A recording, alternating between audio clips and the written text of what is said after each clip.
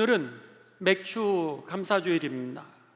맥주절이라고 하는 것은 성경에 이제 유대 백성들이 그들이 밭에다가 뿌렸던 그 뿌린 씨의 첫 열매를 하나님 앞에 감사를 올려드리는 그 절기가 바로 이 맥주절 혹은 맥주 감사주일이라 이렇게 부르게 됩니다. 하나님은 이스라엘 백성들을 구원하시면서 그들에게 세 번의 감사의 절기를 지켜라 이렇게 명령하셨습니다. 첫 번째는 유월절이요, 두 번째는 맥주절이요, 세 번째는 수장절입니다. 출애굽기 13장, 23장 14절에서 16절을 보시면은 이제 하나님께서 이스라엘 백성들에게 세 번의 이 감사의 절기를 지키도록 명령하신 말씀이 나오게 됩니다. 먼저 출애굽기 23장 14절 보십니다.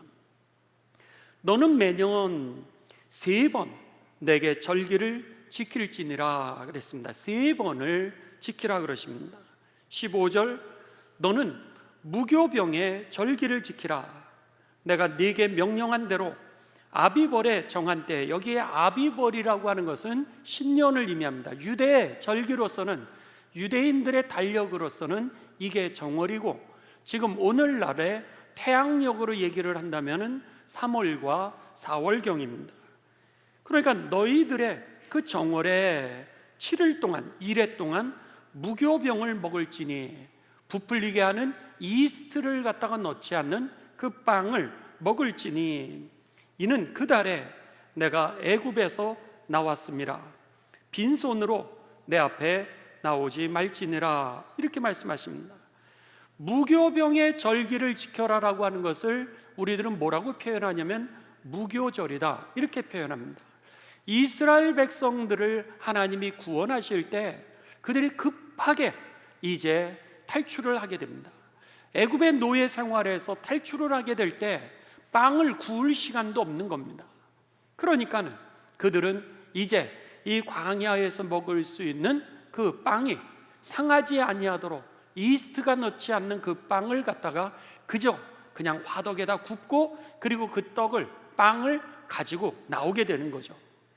출애굽을 시작하는 날을 유월절이라 그러고, 왜냐하면 이제 이 양을 잡아가지고 죽음의 사자가 넘어가서 이 애굽에 대해서는 하나님이 심판을 하시고 하나님의 백성들을 구원하신 그날이라 그래서 그를 이제 유월절, 패스오버, 죽음의 신이, 이 죽음의 사신이 넘어갔다라고 하는 유월, 그래서 유월절이라 그러고, 그리고 나서 그들이 이 부풀지 않는 그 빵을 갖다가 가지고 막 탈출해서 광야 생활을 했다라 그래서 6일 동안 그 부풀지 않은 이 딱딱한 빵을 먹는 절기를 기억해서 그들을 무교병을 먹는 절기, 무교절 이렇게 불렀던 겁니다.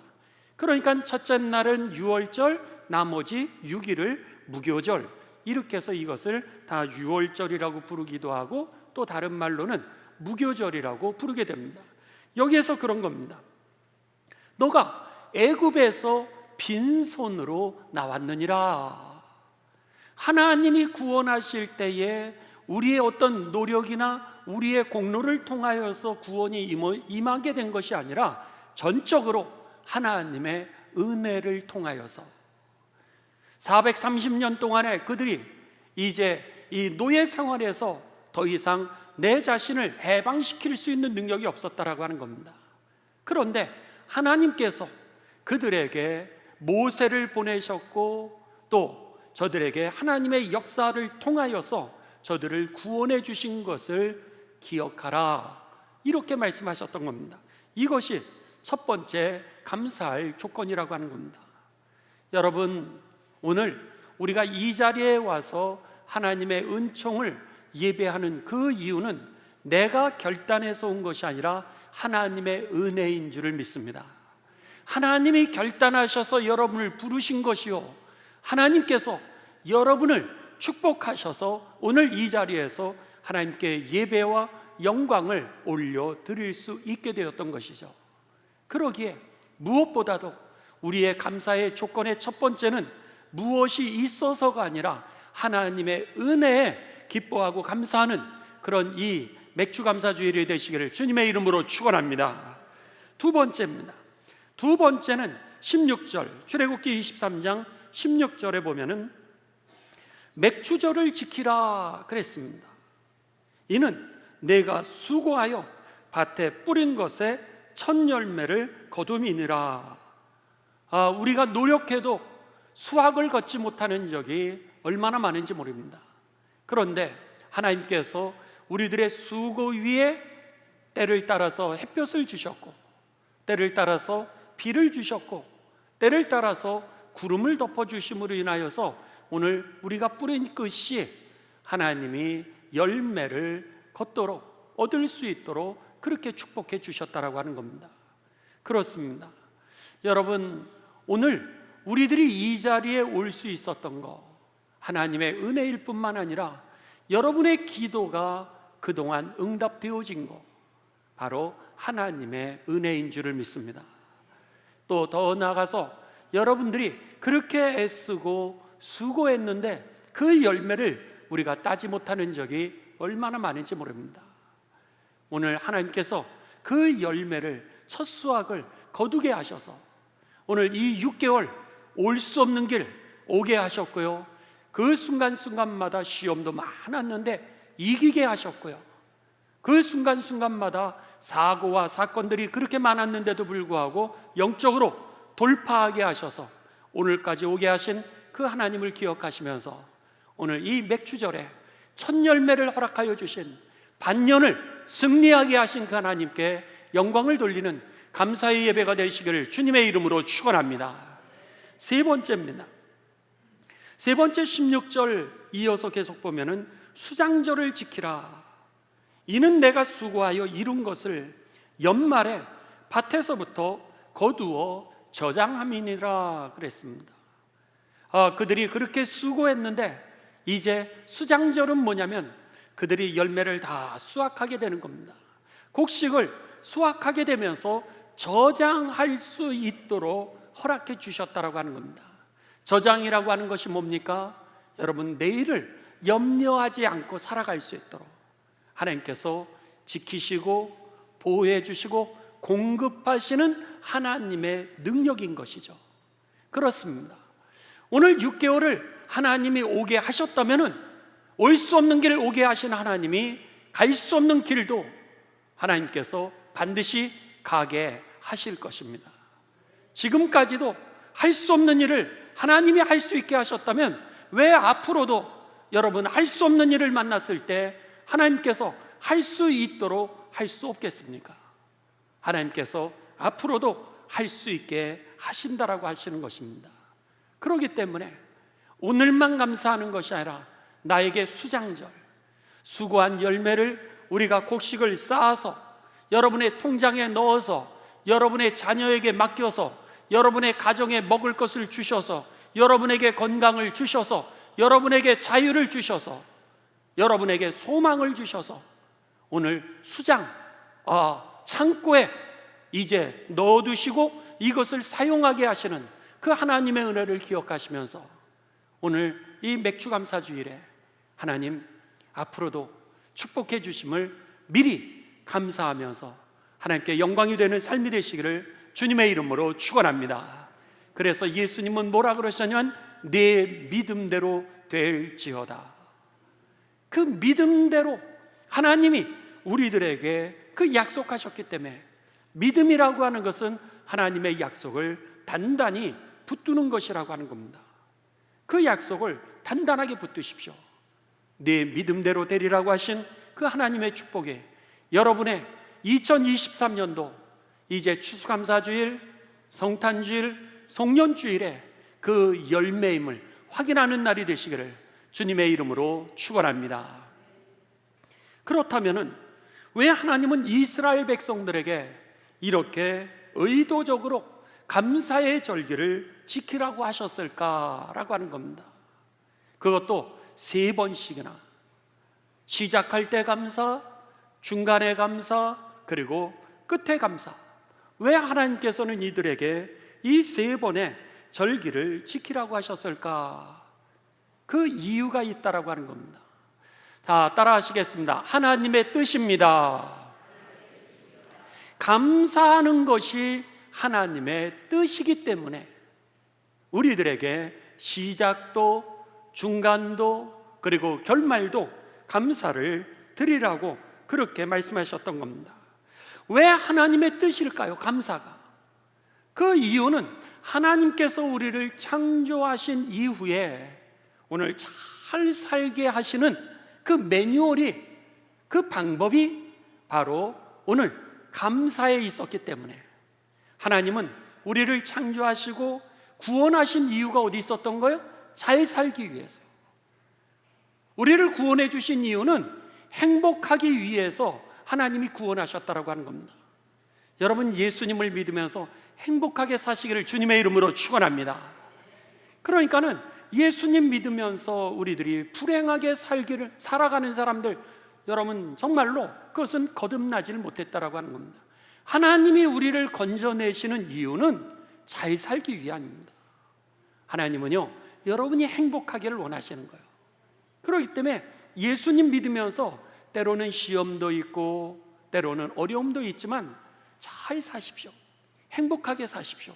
그것이 하나님의 뜻일진데 그 하나님의 뜻은 분명합니다.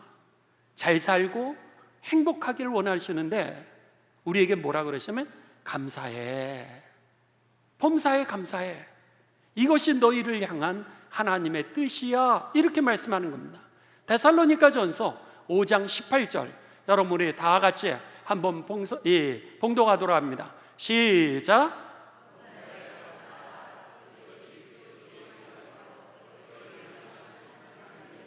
네, 여기에 보시면 하나님의 뜻은 우리를 구원하시고 우리가 잘 살고 행복하기를 원해서 우리를 구원해 주셨는데 그 하나님의 뜻을 이루는 방법을 가르쳐 주시는 겁니다.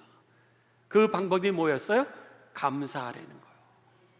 감사하면 행복해진다는 거예요. 감사하면 잘 살게 된다는 거예요. 이게 바로 여러분 하나님의 우리들에게 주신 매뉴얼이었던 겁니다.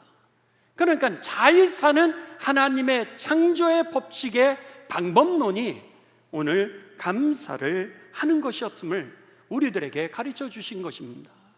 그렇기 때문에 어떤 일이 있어도 감사하라는 거예요. 여러분, 이것은 제 이야기가 아닙니다. 하나님의 말씀인데 이것을 갖다 과학적으로 의사들이 이제 증명한 내용들입니다. 사람의 몸이 참으로 신기하다는 거예요. 사람이 어떤 마음을 가지느냐, 이것에 따라서 몸 안에 생성하는 물질이 다른 게 나온다라고 하는 겁니다. 예를 들면 분노하잖아요. 여러분들이 분을 다스리지 못하게 되면 몸에서 몸을 해치는 아드레날린이라고 하는 것이 여러분에게 분비가 된다라고 하는 겁니다. 만일 여러분들이 어떤 일에 대하여서 불만이 많습니다. 그래서 불평이 많아지기를 시작합니다. 그런데 여러분의 몸이 불평하고 불만이 많아지게 되면은 얼굴만 붉어지고 소화만 안 되는 게 아니라 몸을 해롭게 하는 아드레날린이, 그 호르몬이 분비를 한다라고 하는 겁니다. 그뿐만이 아니라 여러분 자기에 대해서 너무 슬프게 생각하는 거예요. 나를 너무 비참하게 생각하는 거예요. 자기 연민이라 그럽니다. 자기 연민을 한다든지 때로는 두려움을 느끼면은요 몸을 해치는 아드레날린이 몸에서 분비된다는 거예요. 신기합니다.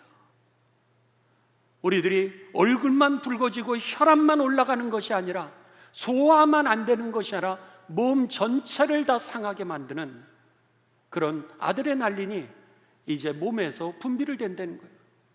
그런데 이 의학자들이 이야기하는 또 다른 얘기는 뭐냐면 만일 웃는다 그러면은요 웃음은 몸에 신기하게도 엔돌핀이라고 하는 것이 몸에서 행복 호르몬이 나온다라고 하는 겁니다.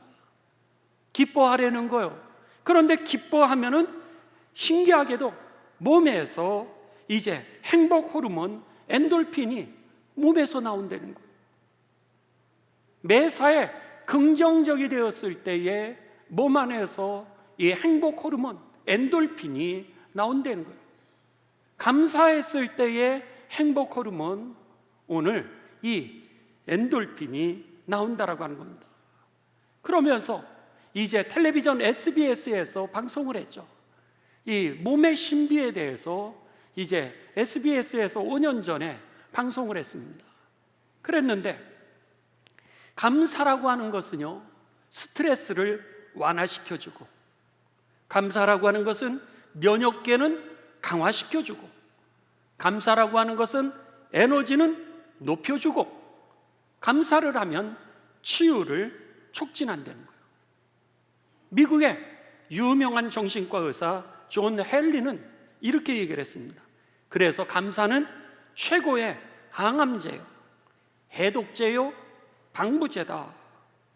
이렇게 여러분 방송에서도 의학자들도 그리고 정신과 의사조차도 그렇게 이야기했던 겁니다. 그래서 우리가 1분을 감사하면은요, 신기하게도 오늘 우리 신체에 24시간 동안 좋은 면역체가 나온다는 거예요.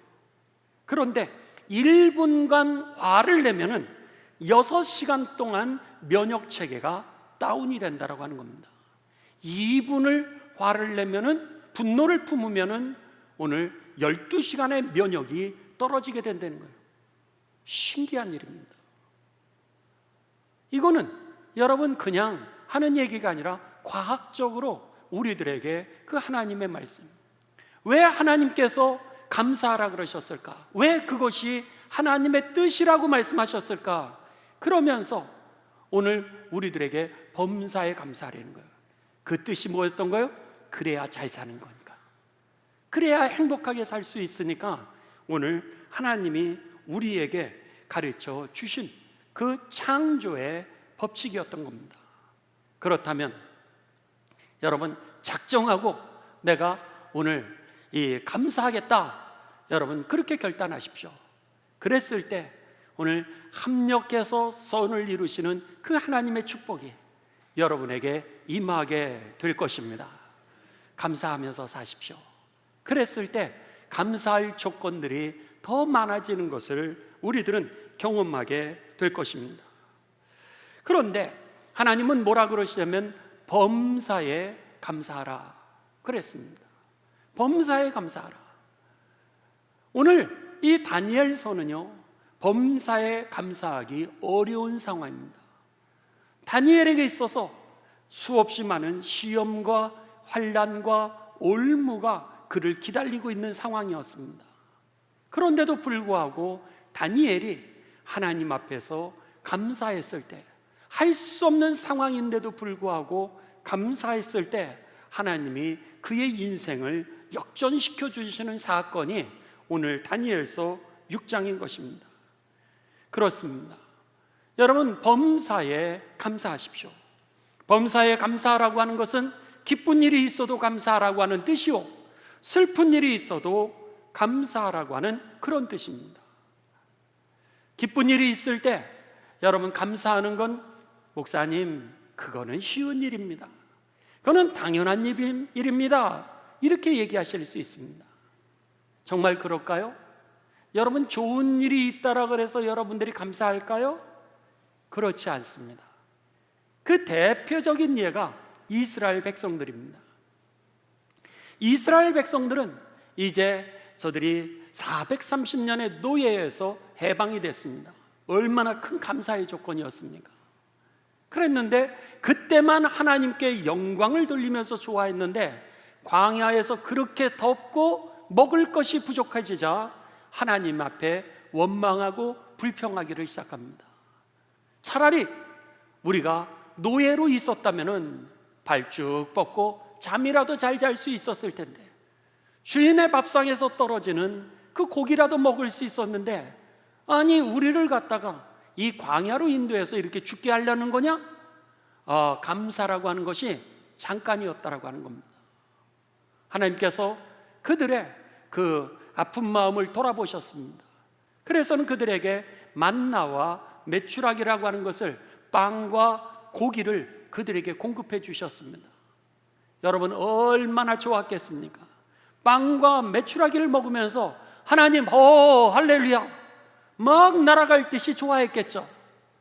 그랬는데 얼마 가지 않아서 그들은 하나님 앞에 또다시 불평을 하게 됩니다.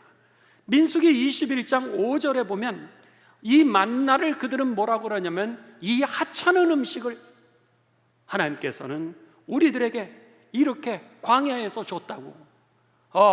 그전에는 막 할렐루야 부르면서 너무 좋아했을 때는 언제고 조금 있으니까 이 하찮은 음식을 나에게 주셨다라고 그러면서 그들은 하나님에게 불평하며 차라리 날 죽여라, 이렇게 얘기를 하는 겁니다.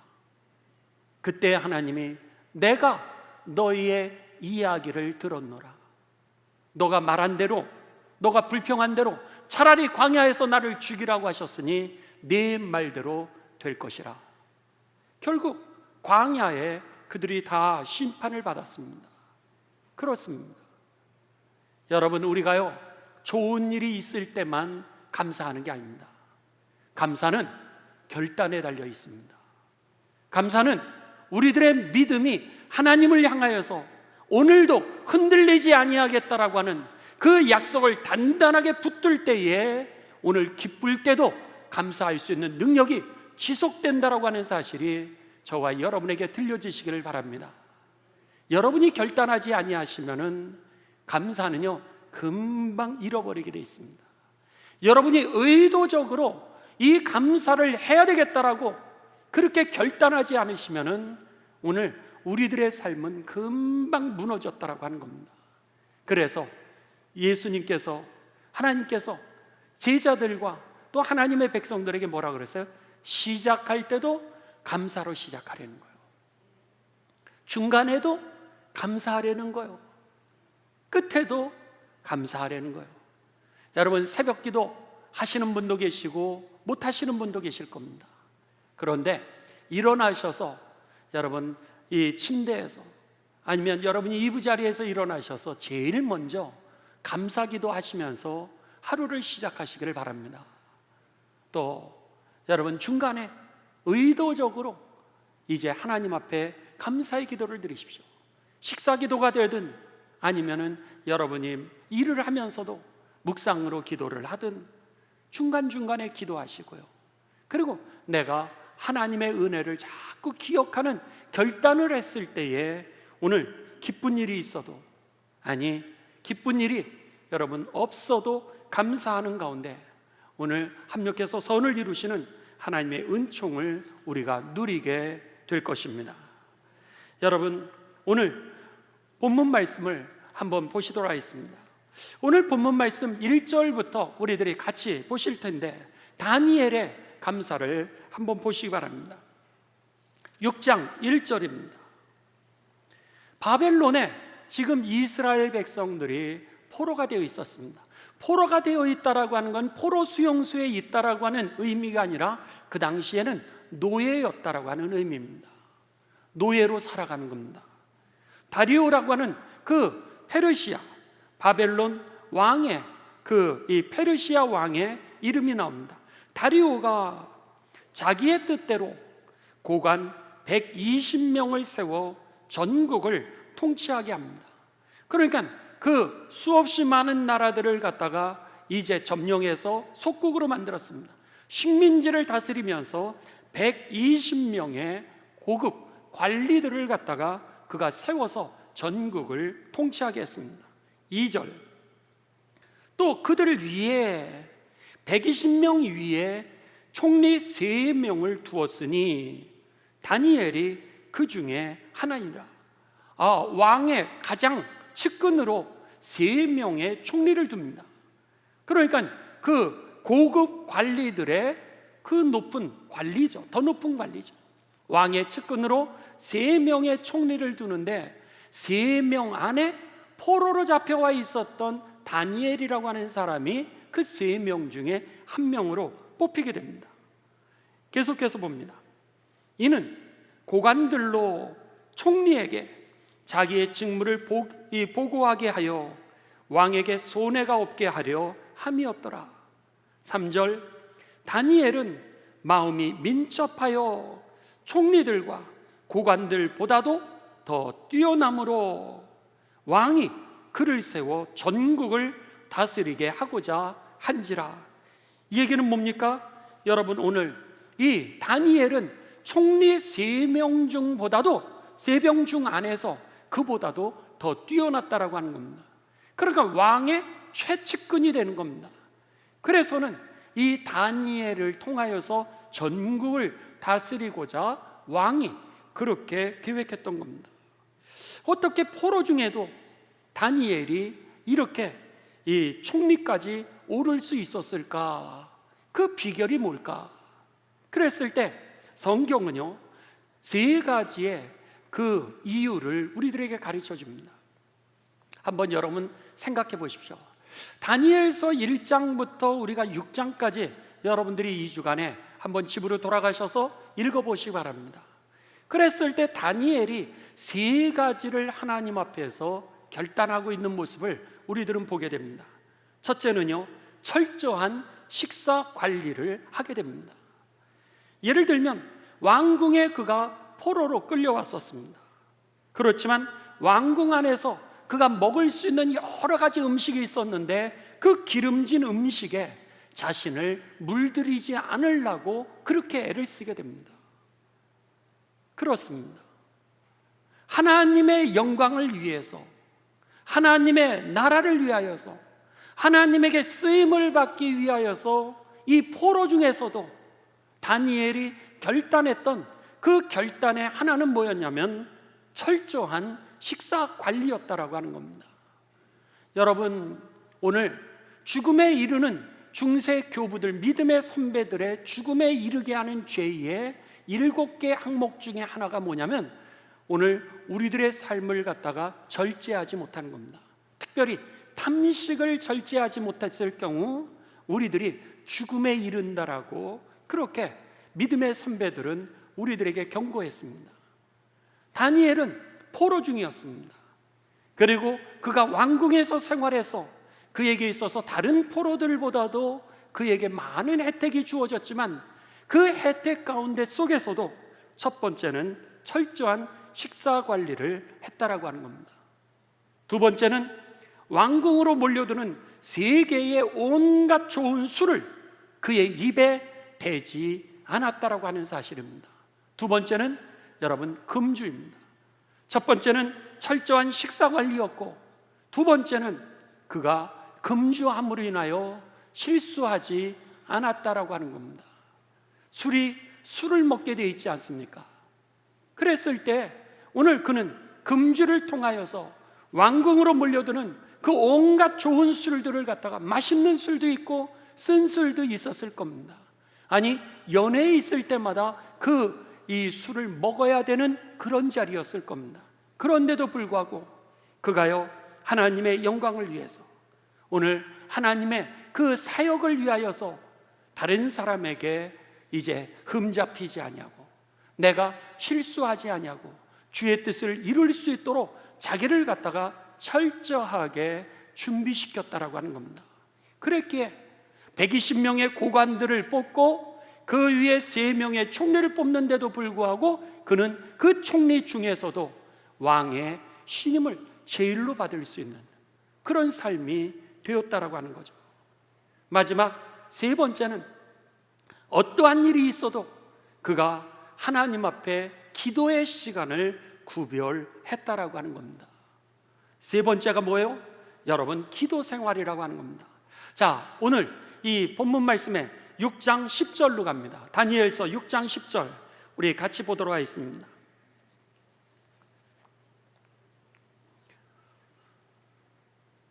(6장 10절) 다니엘이 이 조서에 왕의 도장이 찍힌 것을 알고도 이 조서가 뭐냐면 바로 이제 4절부터 9절까지에 있는 이제 함정입니다.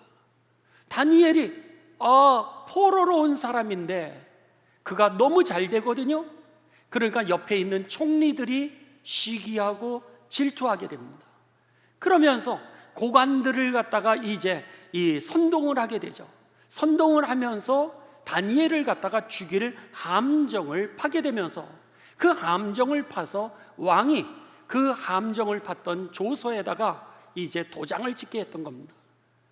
어떤 조서였냐면, 왕이시여, 한 달 동안은 어느 누구에게도 절하지 말게 하옵소서. 그렇다면 저들이 왕을 신임하지 않는 그런 이 신하임을, 백성임을 이제 드러내는 것이니 왕이시여, 한번 시험해 보라는 거예요. 정말 왕에게 충성을 하는지 충성을 하지 않는지 한번 어느 누구 신에게도 절하지 못하도록 그렇게 조서를 내리시고, 만일 그 명령을 어기면 이 왕께서 이 사자굴에 쳐넣어서 그를 죽이겠다라고 여기에 도장을 찍어 주십시오. 이러면서 마치 왕을 위하고 왕에게 충성을 하는 것처럼 왕을 갖다 꼬여가지고 왕이 그냥 여러분 도장을 찍게 되는 겁니다. 그런데 그것만 올렸겠습니까? 함정을 파는 사람들이 절대로 그것만 올리지 않죠. 이제 많은 왕이 도장을 찍어야 될 일들이 있었을 겁니다. 그런데 왕이 도장을 찍어야 되는 그 사이에다가 싹 껴가지고, 그래가지고는 이제 이 다니엘을 갖다가 죽일 수 있도록 그렇게 그들이 음모를 계획했던 겁니다. 그리고 나서 이제 그것을 갖다가 발표했습니다.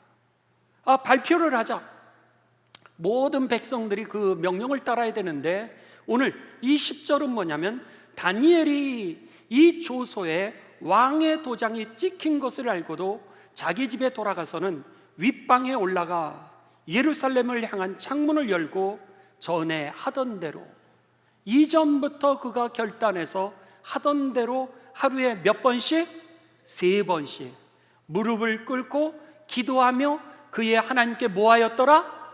감사했다는 거예요.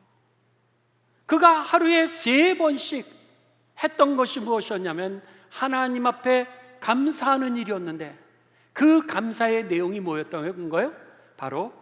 기도하였는데 그 기도의 내용이 뭐였던 거예요? 바로 감사였던 겁니다. 다니엘이 이렇게 3가지를 결단했던 겁니다. 하나님 앞에서 철저한 식사 관리, 음식 관리를 하고, 하나님 앞에서 철저한 음주 관리를 했고, 그리고 3번째는 하나님 앞에서 철저하게 기도의 시간을 구별했을 때 그의 상황은 포로였는데도 불구하고, 오늘 성경 말씀 6장에 3절에 보면 다니엘은 마음이 민첩하여 그랬습니다. 그의 삶이 여러분 다른 사람보다 뛰어나도록 하나님이 그를 보호하시고 그를 갖다가 구별해 민첩하게 만들어 주셨다라고 하는 겁니다. 그렇습니다. 하나님에게 쓰임받는 사람들은 여러분 결단이 필요합니다. 하나님에게 쓰임받는 사람은 구별이 필요합니다. 이 시대에 여러분 우리의 상황이 때로는 노예가 되는 환경도 있습니다. 원치 않는 그런 고통의 상황 가운데 있지만, 그럼에도 불구하고 오늘 다니엘처럼 뜻을 정하십시오. 결단하십시오. 그리고 여러분의 삶을 성결하게 자꾸 구별해 가십시오. 그랬을 때 하나님께서는 여러분의 그 믿음을 보시고 오늘 다니엘을 민첩하게 구별하시고 그를 세우셨던 것처럼 그 복이 저와 여러분의 축복이 될 것입니다. 그렇게 오늘 우리들의 삶은 다니엘처럼 이렇게 쓰임받기 위해서 우리들의 삶을 구별하는 게 중요하다라고 하는 겁니다. 이어서 갑니다. 결국 이제 다니엘이 그 기도하는 모습을 보면서 이 총리들이 의도적으로 다니엘이 기도하는 시간에 다른 관료들을 갖다가 이끌고서 그가 기도하는 장소를 지나가게 되는 겁니다. 자, 한번 여러분 보시죠. 자, 11절, 다니엘서 6장 11절. 그 무리들이 모여서 다니엘이 자기 하나님 앞에 기도하며 간구하는 것을 발견하고, 이 얘기가 뭐죠? 그 무리들이 누구죠? 다른 총리 시기하고 질투하고 다른 고관들입니다. 일부러 그 시간에 가서 이 증인들을 세웠던 겁니다. 저놈이 총리인데도 불구하고 왕의 명령을 어기네? 이래서는 증인들을 세워서 꼼짝 못하게 그를 갖다가 올무에 씌웠던 겁니다. 그리고 나서 12절 이에 그들이 나아가서 왕의 금령에 관하여 왕께 아뢰되 왕이여, 왕이 이미 금령에 왕의 도장을 찍어서 이제부터 30일 동안에는 누구든지 왕의 어떤 신에게 사람에게 구하면 사자굴에 던져 넣기로 하지 아니하셨습니까? 그러면서 뭐라 그래요? 왕이 대답하여 이르되 그렇지. 그러는 거예요. 왕은 지금 함정에 빠진 줄 몰랐던 겁니다. 그렇지, 그 일 내가 했지. 메대와 페르시아에 고치지 못하는, 아무도 내 법령을 갖다가 수정하지 못하도록 내가 도장을 찍었지. 왕이 그렇게 확인을 해주게 됩니다. 그러자 13절 그들이 왕 앞에 말하여 이르되 왕이여, 사로잡혀온 유다 자손 중에 다니엘이 왕과 왕의 도장이 찍힌 금령을 존중하지 아니하고, 다니엘이 총리인데 총리라고 부르질 않습니다. 동료 총리인데도 불구하고 여러분 총리라고 부르지를 않고 그를 갖다가 하대로 깔기를 시작합니다. 그러면서 뭐라 그래요? 사로잡혀온 유다 자손 중에, 노예 중에, 그런 표현입니다. 아주 그를 갖다가 하대를 하기를 시작합니다. 그러면서 다니엘이 왕과 왕의 도장이 찍힌 그 명령을 존중하지 아니하고 하루 3번씩 기도하나이다. 3번씩 기도한다고 이제 그를 고소하게 되었던 겁니다. 14절 이 말을 들었을 때 비로소 왕이 이 간신배들에 의하여서 꿰매 넘어갔구나 라고 하는 사실을 깨닫게 됩니다. 왕이 이 말을 듣고 그로 말미암아 심히 근심하게 됩니다. 너무너무 기분이 나쁘게 되었던 거예요. 그런데도 불구하고 다니엘을 구원하려고 마음을 쓰며 그를 건지려고 힘을 다하다가 해가 질 때에 이르렀더라. 결국 하루 종일 그를 갖다가 구원하려고 그러는데도 불구하고 그 당시에 그 왕이 도장을 찍어 놓고 나면 책임지시오, 이렇게 만들어 놓은 그 함정에 빠져서 왕도 꼼짝을 못하게 되었던 겁니다. 그래서는 15절 간신배들이 이렇게 얘기합니다. 왕의 마음을 금방 알았던 거예요. 왕이 다니엘을 어떻게 해서든지 구원하고자 하는 그 마음을 아니까 5절, 15절 그 무리들이 다른 총리들과 고관들이죠. 또 모여 왕에게로 나와서 왕께 말하되 왕이여, 메대와 바사의 규례를 아시지 않습니까? 왕께서 한번 찍으신 그 법령은 어느 누구도 다시는 번복할 수 없다라고 하는 것을 아시지 않습니까? 그러면서 왕을 갖다가 계속해서 코너로 몰기를 시작하게 됩니다. 왕이 이제는 함정에 빠져서 더 이상 나오질 못하게 됩니다.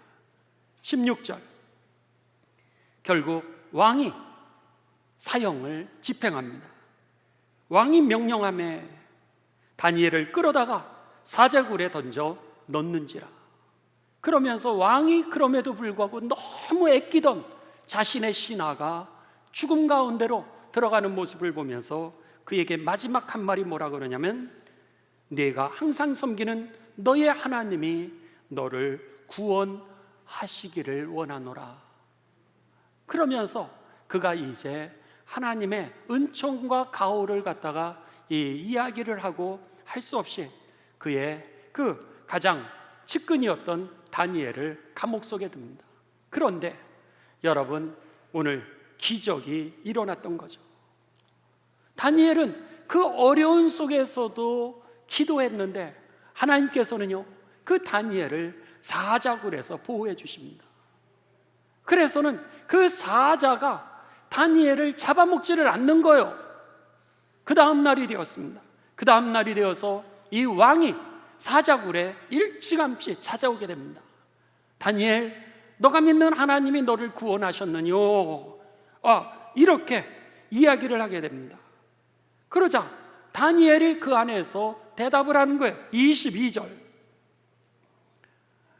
나의 하나님이 이미 그의 천사를 보내어 사자들의 입을 봉하셨나이다. 사자들이 나를 상하게 하지 못하였사오니 이는 내가 죄가 없음을 하나님이 인정함이십니다. 이렇게 얘기를 했던 거예요. 그 앞에 명백하나이며, 그 다음에 또 왕이요, 나는 왕에게도 해를 끼치지 아니하였습니다. 그 얘기는 뭐요?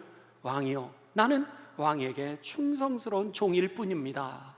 이렇게 고백하는 거죠. 왕이 너무 기뻐가지고 결국 여러분, 이 왕은 다니엘을 꺼내주게 되고, 그리고 나서 24절입니다. 24절, 다니엘은 살아나고 다니엘을 모함해서 죽이려고 했던 그 참소했던 사람들, 다른 총리들과 그 고관들을 대신 사자굴에 집어넣게 되고, 사자가 그들을 갖다가 단박에 잡아먹어 죽이게 됩니다. 24절, 왕이 말하여 다니엘을 참소한 사람들을 끌어오게 하고 그들을 그들의 처자들과 함께 부인과 자녀들까지. 그때 당시에 페르시아의 규례는 뭐였냐면, 오늘 누가 유죄 판결이 나게 되면은 그 부인과 자녀들까지도 같이 연좌제처럼 이제 심판을 하는 거였는데, 지금 이 모함했던 사람들을 갖다가 그 당사자만이 아니라 부인과 그 가족 전체를 갖다가 사자굴에 쳐넣었던 겁니다. 그들이 굴 바닥에 닿기도 전에 사자들이 곧 그들을 움켜서 그 뼈까지도 다 부수려 떨이고 그들을 이제 잡아먹게 됩니다. 여러분, 오늘 이것이 다니엘의 고난 가운데 속에서도 감사했던 그의 삶의 결론이었다라고 하는 겁니다. 마지막으로 26절, 27년 삶이 역전됩니다. 위기에서 하나님이 구원하실 뿐만 아니라 왕이 내가 이제 조서를 내리노라, 내 나라 관할 아래에 있는 사람들은 다 다니엘의 하나님 앞에서 떨며 두려워할지니 그는 살아계시는 하나님이시오 영원히 변하지 않으실 이시며 그의 나라는 멸망하지 아니할 것이요 그의 권세는 무궁할 것이며 그는 구원도 하시며 건져내기도 하시며 하늘에서든지 땅에서든지 이적과 기사를 행하시는 이로써 다니엘을 구원하여 사자의 입에서 벗어나게 하셨음이니라 하면서 오늘 하나님을 찬송하고, 그리고 나서 28절, 이 다니엘이 다리오 왕의 시대와 바사 사람 고레스 왕의 시대에 뭐하였더라? 형통하였더라. 나라도 형통하고 그리고 다니엘의 삶도 형통하는 역전의 삶이 이루어졌다라고 하는 것입니다. 여러분, 오늘 감사하면은요 우리가 살아나는 길입니다. 육체의 건강도 살아날 뿐만 아니라 우리가 감사했을 때 오늘 우리들의 삶에 승리할 수 있도록 하나님은 우리를 다니엘처럼 민첩하게 하셔서 성별하신다라고 하는 겁니다. 그럼에도 불구하고 이 고난 가운데 속에서도 불구하고 오늘 기도했던 그의 삶을 하나님은 합력해서 선을 이루셨다라고 하는 사실입니다. 그랬기에 여러분, 하나님은요 이 감사가 하나님의 뜻이었던 거예요. 무엇을 위해서? 잘 사는 방법이었기에, 행복하게 사는 방법이었기에, 승리하는 방법이었기에, 하나님의 역사가 되는 방법이었기에, 하나님의 뜻을 이루는 방법이었기에 하나님께서는 감사하되 좋은 일이 있을 때만 감사하지 말고 오늘 어려운 일이 있어도 하나님이 하실 것을 믿고 오늘 감사하라고 그렇게 말씀하셨던 겁니다. 바라기는 이 감사의 예배가 저와 여러분의 일생에 여러분 간증이 되실 수 있는 그런 축복이 되셔서 여러분의 가정도 살리시고 여러분의 육체도 건강하시고 그리고 하나님의 뜻을 이루시는 복된 삶이 되시기를 주님의 이름으로 축원합니다.